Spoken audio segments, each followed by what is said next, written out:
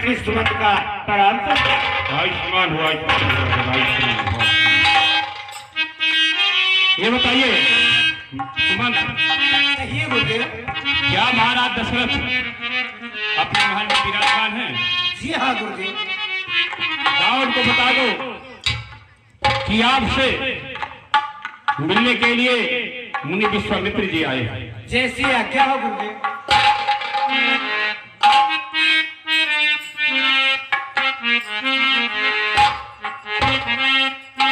महाराज,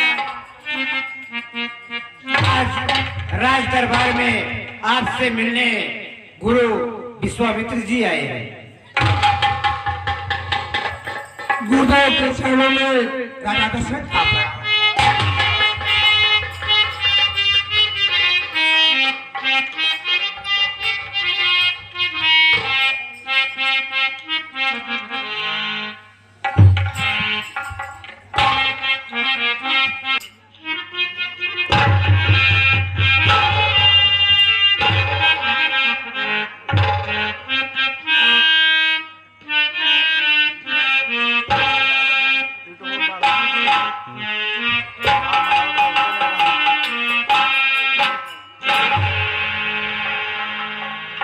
मुनिवर,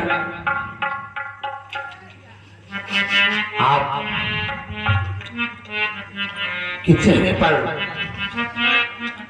मुझे उदासी दिखाई दे रही है और इसका क्या कारण है मुनिवर? हाँ राजन, इस उदासी का जो कारण है मैं आपको बतला रहा हूं। अरे मैं यज्ञ जिसी समय करीता हूँ, दुख मुझको निशिचर देते हैं।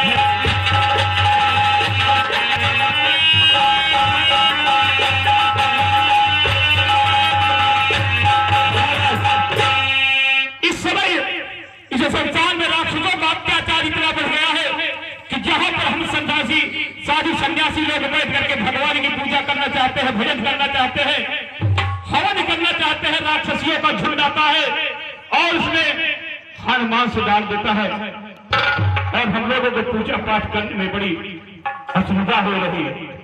मुनिवर, अगर आपकी आज्ञा हो तो मैं आपके साथ अत्यशीघ्र ही चल सकता हूँ।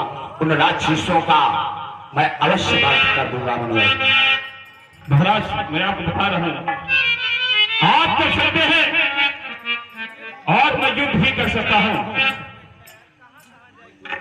अरे असुरों के अत्याचारों से घबराया हूं, अरे रक्षा सहायता हे राजन दो चीजें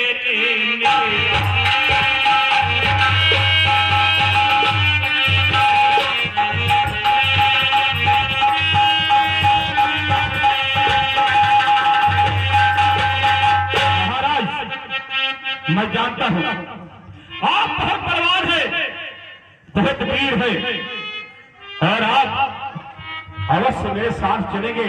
लेकिन मैं आपसे क्या कहना चाहता हूं, आई देखो तुम अपने राम लखन,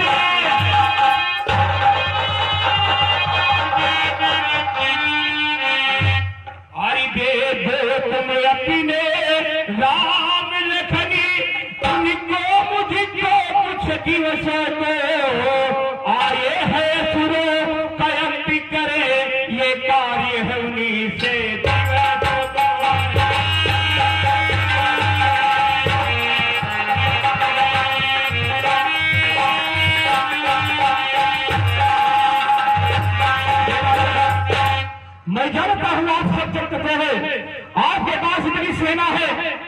लेकिन उनका कोई वध कर सकता है कि आपके जो दोनों पुत्र राम और लक्ष्मण हैं, कुछ दिनों के लिए आप मुझको दे दीजिए जिससे उनका वध करा सकूं।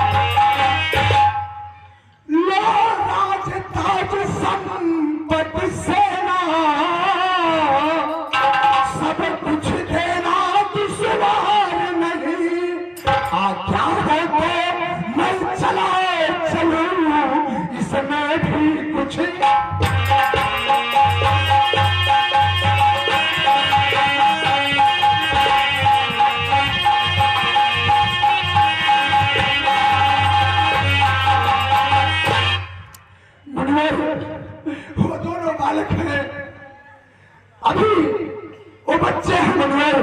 अगर आपकी आज्ञा हो तेरा पास सारी सेना दे सकता हूं मनोहर, और मैं आपके साथ चलने के लिए तैयार हूं। मैं जानता हूं अजय, मेरी बात आप ध्यान से सुनिए। अरे दशरथ तुम विजय से ज्ञानी को बच्चों में इतनी ममता है, और जात की जवानी दीवानी फिर भी माया में झमका हो जाती।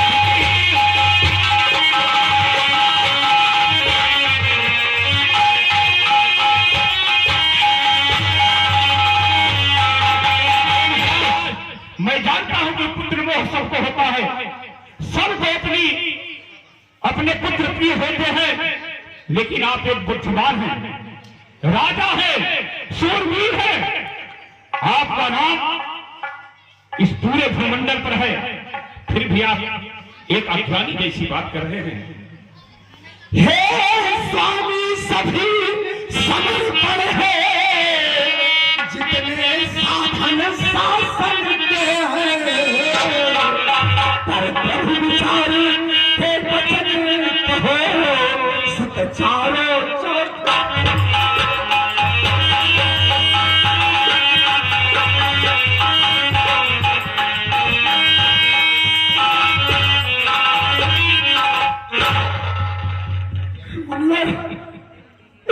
ये सब कुछ मैं आपको दे सकता हूं गुरुवर, मगर मेरे राम लक्ष्मण को मुझसे दूर मत करो।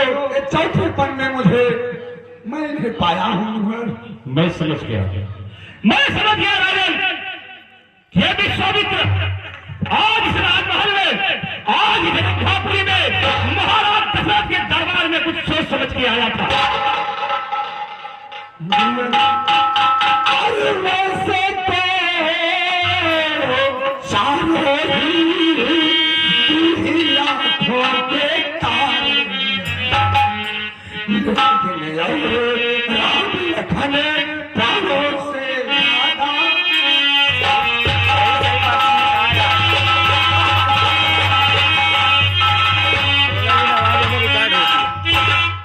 मैं समझ गया। हरे राम सदा सुख धाम में ना,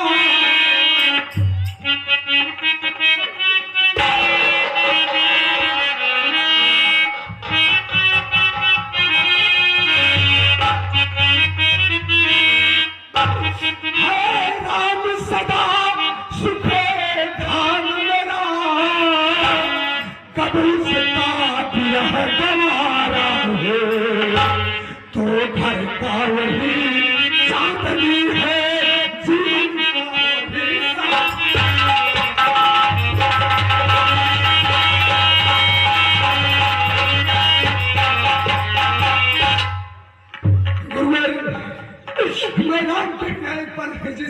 गुरुवर आपकी आज्ञा हो गुरुवर। श्री राजा दशरथ आपके साथ चलने के लिए तैयार है। मैं समझ गया राजा, मैं समझ गया कि आप विश्वामित्र को यहाँ से खाली हाथ से भेजना चाहते हैं। कोई बात नहीं राजन, लेकिन यह विश्वामित्र यहाँ से खाली हाथ समझ गया तो समझ लेना फिर क्या होगा। और यदि मैं कहता विष्णु से तो चल देते छोड़ा।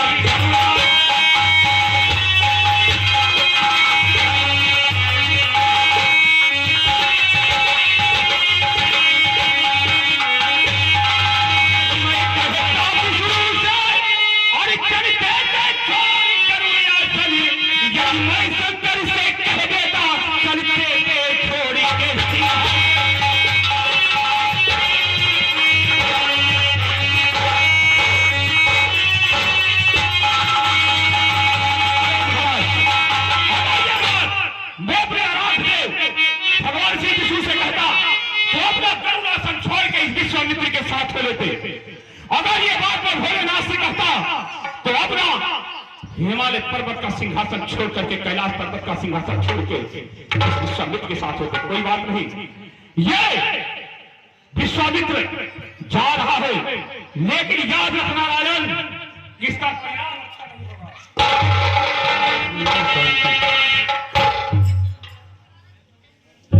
शांत हो जाइए।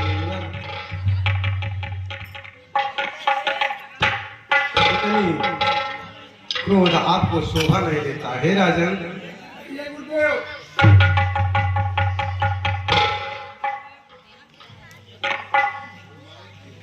आप जो है बालक समझ रहे हैं, मैं आपको पहले भी बताया था कि आपके यहाँ स्वयं नारायण ने अवतार लिया है। जो मतलब कह रहे हैं अपने दिल से माया मोह त्याग करके दोनों बालकों को मुनि के साथ दीजिए, वह उन्हें रण विद्या भी सिखलाएंगे और उन्हीं के हाथों इस जग का कल्याण होना है राजन। आपके आंखों से राम लक्ष्मण को कैसे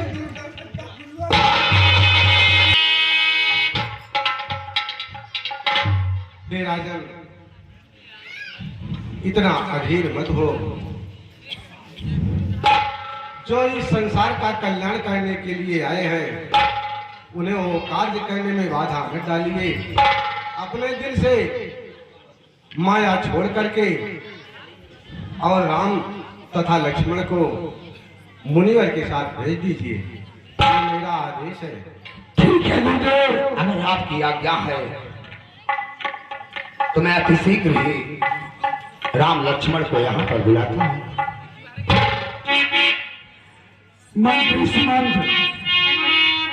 आज्ञा महाराज। जाइए राम लक्ष्मण को यहाँ पर निवाला ये क्या ऐसी आज्ञा होगा।